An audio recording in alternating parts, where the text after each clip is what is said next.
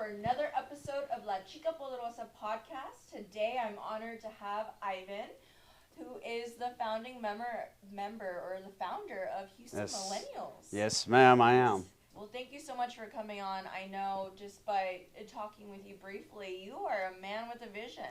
Well, I'm still not the El Poderoso Ivan, like La Poderosa Abogada Bianca. So thank you so much for letting me join your podcast. Of course, of course. As you know, I love highlighting other Latinos who are, shaking it up here in Houston and, being trailblazers because we need a lot more people like you to inspire the next generation and the current generation. Thank you. I was actually talking to a couple of Houston Millennial board members, and we were saying, oh, so you're meeting the icon, Bianca, the one with all those billboards. So it's very good to actually meet you in person. Likewise. I know we were trying to honor you earlier this year, but we'll see about next year too. Yes, I will make sure I make myself available, Yes. and I would love to be a part of any event that you have upcoming, and I love your vision and the organization and just, spotlighting and inspiring other people here in Houston to be a part of this wonderful organization, to get out there and network, because our net worth is related to our network. Yeah, that's right. Yes. Network equals net worth. That's right. That's so right. what inspired you to open Houston Millennials? So I'll just briefly touch on like a brief introduction.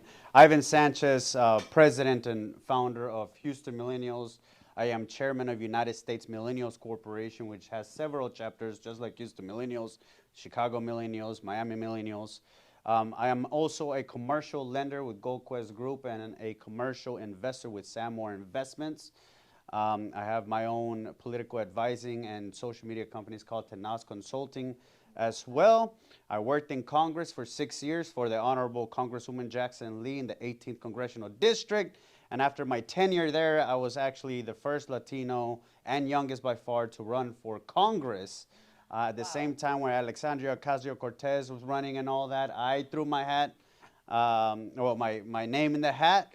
We came short, but, it's not over until it's over. It's God's timing, and you're so young, and I think the fact that you were just so brave to do it at such a young age speaks a lot about you and your tenacity. It was a learning experience. Yes. So for some reason, people claim it as a part of my resume. It's like, hey, look, he ran for Congress. Yes. He lost, but he still ran for it. It's still so important. I mean, the amount of people that I'm sure you've met through doing that and Yeah. learning what to do, what not to do. I mean, the next term, I mean, you'll be ready to go. Yeah. Yes. So Houston Millennials was actually created. I'm 35 now. I found Houston Millennials about some 9 years ago, 10 years ago roughly, when I was 25. And I know I have a puppy face right now, right? So when I was 25, I actually looked like a quinceañera, right? So, but all they talked about back in the days that our generation was lazy and entitled. But I was already working in the halls of Congress, and I was meeting some very tenacious young people. What we lack in experience, we make up in drive and ideas. And so I would go to 7 to 12 events with the congresswoman or on behalf of the congresswoman. And every time I would go, if they didn't know who I was or my title or anything, they would shake my hand like this. That pettiness. Yes, They don't look at you in the yes. eyes. It's like, That's oh, awful. okay, boomer. Yes. I can potentially save your life if need be. No, so one night, after over and over having this, over hundreds and hundreds of events, I actually on December the 27th or something like that, I went to 3 networking events without my badges, without anything, and I counted 36 hands that actually shook my hand or made me feel some type of way, and I went home pretty pissed.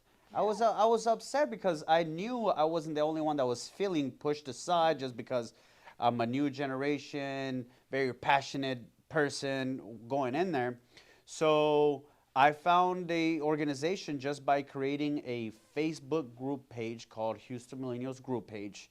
And the description said, hey, if you want a respected group of young professionals, add 7 people. So the next day I woke up to 700 people in the group. Wow. And the next week after that was 1,200 people. And at first it was just like, after a couple of weeks, everybody was fighting in the comments and what the heck is this? Who's the leader of this? Blah, blah, blah. And so I called a meeting within 4 hours. And like, hey, anybody wants to just hang out, talk about what we can do together, meet at Cafe Agora over there in Montrose. And then again, and about 40 people came out, including a couple of attorneys. You weren't there. You should have came out. I'm just kidding. A couple of attorneys came out. A priest, an imam, a student president, all these folks came out, and we had the same frustration. And, you know, 8, 9 years later, now we are a nationally awarded organization that promotes millennials into positions of power in the public, private, and nonprofit sector. That might sound very vague, No, right? How do not you at push all. an entire generation forward? I think that's amazing. It's just that you're willing to put everybody together in one room and see how different resources can come together and collaborate and really, you know, like you said, put people in power, position people in the right, you know, sector to where they can blossom and grow and to, you know, invigorate our generation and make us look good. Because at the end of the day, you know, people want to say millennials are lazy, but like you said, we're very innovative. Just because we can talk to maybe 10,000 people in one post instead of Right. communicating like that. I think it was a shift in, you know, from the industrial era to the informational era, and people didn't understand how valuable information is. As we all know, information has, in value-wise, has passed more than gas and oil, and that is huge. So that is us in social media, but we actually advance all of us through 7 committees. There's business committee, networking committee, women's committee, business politics, networking, I'm probably repeating some, health and fitness, in which is 36 different events. No idea. Yep. And I have not had the pleasure of attending one of your events, but they're hard to miss. I see them all over social media. Yeah. And I'm like, oh my gosh, I need to be a part of this. This is incredible. And you know, you attract people in the masses. And Houston, it's so big, but yet so small. Yeah. I mean, when you're in the when you're in the Houston world, kind of networking and socializing, you start, you know, just interacting with the same people, and you realize we have similar circles. That's So right. I do value the importance of attending these events and networking and connecting. And this podcast has been wonderful because I've been able to kind of highlight different people who I admire, like yourself, who are making a name for yourself in Houston and just not being afraid to just go out there and do what you do best, which is networking. It takes a lot of courage, not only to network, but our mission is to place us in positions of power. And there's this very powerful quote that I've read, and you might know, that is, power is taken, it's never given. Nobody's ever going to say, hey, papito, wait for your turn. Here are the keys for $1 million or $10 million or $1 billion in a budget or whatnot. So, I mean, in business, we're teaching people how to do how to start a business the white collar way with a 36 paper, 40-page paper business plan. Right. Or in the politics sector, we already ran about more than 50 millennials for office, including the treasurer of Harris County, Dylan Osborne. There's a couple of judges that are coming from the group. We all ran not as a slate, but we all ran at the same time. I was the loser of the group, but the one that learned a lot, because that was a very big seat against some very heavy competition. But like we said, it's not over until it's over. And the passion comes from being an immigrant from the country of Colombia. We were talking earlier, born in Colombia, raised in Miami, matured in Houston, Texas. My mother was also una abogada and a prosecutor and attorney in Colombia. My father, a geophysicist. The only 2 educated people in the entire huge branches of families in their own respected family branches met together. Pero en esos tiempos, in the late 80s, early 90s, you know, power and wealth meant you're a threat. And so my mother put some very bad people behind bars. And that's when they blew up her office. They kidnapped my dad 4 times. She was a community leader over there, feeding the homeless a lot. And one day she received a fax saying that next time you put your kids in the school bus, they're not coming back. Wow. So what does a lioness do when her cubs get threatened? fight or flight. Right. And they promised me Mickey Mouse, and I was like, "Oh my God, Monica, Mickey Mouse, Bill Clinton, and Monica Yeah. Lewinsky." At 6 years old, that's all I knew. Yeah, of the United States. Yeah, Yes. and we landed in a shack, and from a mother that I saw her crying every single day as a very educated folk in Colombia, not even being able to get a job at Pizza Hut. That's what I saw her cry. All of a sudden, we're in this shack. It's like, this is not, this is the United States. This is what we're talking about. So we landed in Houston after she enrolled at the University of Texas School of Law, graduated, started 3 businesses, became the president of the Colombian Chamber of Commerce, sent the board at HAR, and all these different things that as an unguided, truly young Latino, I had spiky hair, earrings. I was a nightclub promoter at that time.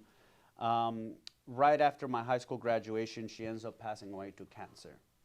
And it was when I held her head in her deathbed at MD Anderson Center, Cancer Center, is when I noticed that, you know, I am her hair, her legacy. I'll imagine this kid with spiky hair, nightclub promoting, and you see your mother there. And I said, you know what? Something unconsciously happened to me there that I said, if I'm ever able to become half of the woman she ever was, I can die peacefully. And that's when everything started, of like from the Armani and Ed Hardy's that used to be cool back in the day to like Express and shirts and all that. It was very difficult. Yeah. But it's that pursuit of raw passion to be like my mother at that time, beautifully more passions added on top of that, but that's where it's all coming from, really. Wow, your mother sounds incredible, and I could just tell by speaking with you that she did well. She did a great job in raising you and instilling passion into you. And I feel as a woman and as a mother, that's my number one goal, is not only to inspire the next generation of Latinos in the current generation, but my children as well. I want them to feel empowered and to not be afraid to speak up and to pursue education and to pursue helping others, because that's really what I feel as Latinos, we need more politicians. We need more Latino judges. We need more Latinos empowered. Mm-hmm. And that's something that, I will continue to talk about until, the end of time. I wanted to be an attorney, like my mother. That's what I promised her. I'm not an attorney. I found my different passions on the way. But the best degree to go to law school was political science, so I became a political scientist. And it was another passion that was added because I'm a person that was actually very conservative back in the day. And going into these upper classes, when you learn, like at this class called Hispanic Politics, that we learned that we're about half of the population. We are. But we're 45% of the population, according to the census. But you know our people, nuestra raza, really doesn't answer. Who is this government people? Right. And we're just going to leave them out there. Exactly. Right? Supposedly, according to the census, we're 45% of the population, but we are only 4.33% of the local elected officials. We are less than 2% of the business leaders, and we are less than 1% of the nonprofit leaders. So whenever we're talking about Harris County budget or City of Houston budget, government is the most useless identity because they hire the public sector. Mm-hmm. But when we get less than 2% of those contracts and we're half of the City of Houston, we're not getting constituent services, we're not getting resources, we're not getting the bonds, grants, we're not getting the education, we're not getting our voice heard. Out of 16 council members right now in the City of Houston, we only have 1 council member. So it's a huge, kind of beautiful problem for people like you and I to go in there and speak truth to power. Yeah. Because it's just really disastrous in our community. I agree. But and it's a huge deficit, and it's terrible to hear.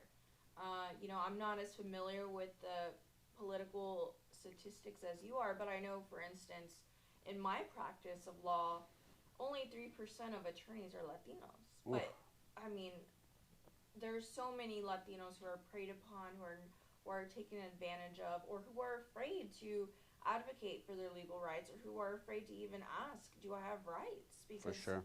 They're just afraid to ask. So there's just so much ground to cover. There's so many you know, gaps that we need to, you know, make sure that we put, like you said, the mission of Houston Millennials is to put people in those spaces to, you know, just try and close that gap and try and inspire and implement change so that we're no longer the majority that is the minority. That's right. Yeah, so That's right. It's very unfortunate, but you know we're having great fun at Houston Millennials. yes. If it's either a 800 or 1,200 people networking event, or our community service committee, actually we're coming up with our second annual Roses for Janitors event for Valentine's Day, So where we amazing. purchased 2,000 roses. We had third graders write little special messages in Wow. each rose, and we went around the entire city of Houston and gave 2,000 janitors 2,000 roses. Not each, but we Yeah. gave them appreciation. And you should have seen how much They felt those ladies this. were crying, which made me cry, which made a Oh lot of my other goodness. people cry. But it's whatever industry or sectors of our life, we're here to serve the new generation, which the millennials now have ever since like 3 years ago, we have now the largest purchasing power and the biggest voting bloc ever to exist. So we don't need to take the back seat anymore. We don't need to ask for permission. Yeah. We are the leaders of this community now. So let's get out there and push. I agree, and as someone who has taken that risk to say, you know what, if he can do it, so can I. If she can do it, so can I. It truly is a real thing. If Yeah. you just put yourself out there, invest in yourself, invest in your brand, invest in your mission, people will recognize it and they feel your passion, just like I felt your passion. And I'm like, I need to bring him onto my podcast and learn from him. And so, if someone's interested in joining Houston Millennials, what can they do? How do they join? So we have 9,100 members now, divided into 4 levels of membership in those 7 committees. So if you're in the general public, by the way, this is not, we don't age discriminate. Zoomers and boomers, welcome to Houston Millennials. As long as you support our generation.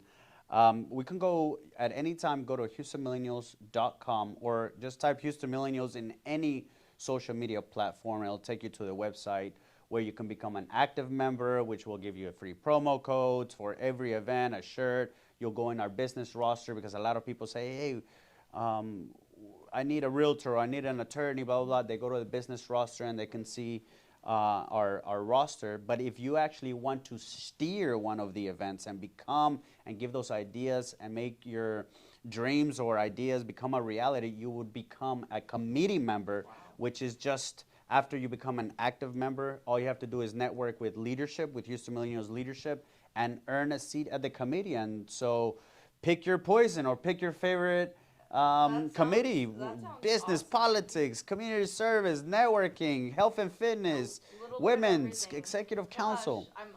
all those. I'm like, there's a few that sound very interesting to me at least. Yeah, we've done so many Yes. cool things. We would love to have you even as a board member or something along those lines because you are making headlines.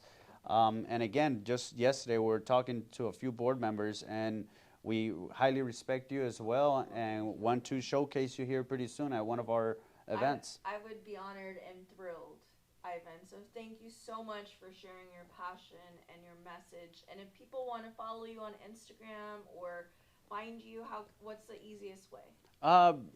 Instagram, ivansanchez.official, Ivan Sanchez on Facebook, Twitter, Instagram, all those different type of things. We're here to serve young folks. So if it's either, and we're not an elitist group either. If you're a young professional that is looking for a job, we already have those type of resources on how to find people jobs at the office. We have a headquarters out in River Oaks / Galleria area in which once you're a member, that's your office too, and it's shared office space. So That's amazing. come That's through. a great perk. I and like that's that. and that's why we see you at the top. There you go. Because it's not like one of us waving from the top down to everybody. We really want to see everybody Yeah, everybody succeed. has a place. Yeah. And like I said earlier, you can have it be a lit candle, and if you light somebody else's candle, you don't lose your flame. You know, you're stronger together. That's right. Yeah. That's right. It's when people are coming together and see the vision because something we embrace a lot is different type of leadership traits. Like I am the best disorganized organizer ever. I throw some Go with the huge flow. events, but if you're messing around with my executive council and you see, I'm like, oh, ¿dónde está todos estos papeles? Who are speed or whatnot? But I surround myself with people that are very strong at what I'm weak at, and that's what makes this organization all over. I mean, we've been in national, we've been in local news, advocating for a lot of different issues, and so it's an amazing org. That's awesome. I mean, for me, I'm a visionary, and I see you are too, and I'm the same way, where I have all these ideas, and I need the right people around me to kind of help implement that, and it's so important to have that team. That's right. Yes. That's right. We're only as good as our team. That's right. And that's why we preach, and our slogan is "See you at the top." I love that. Well, thank you so much for tuning in to another episode of La Chica Poderosa.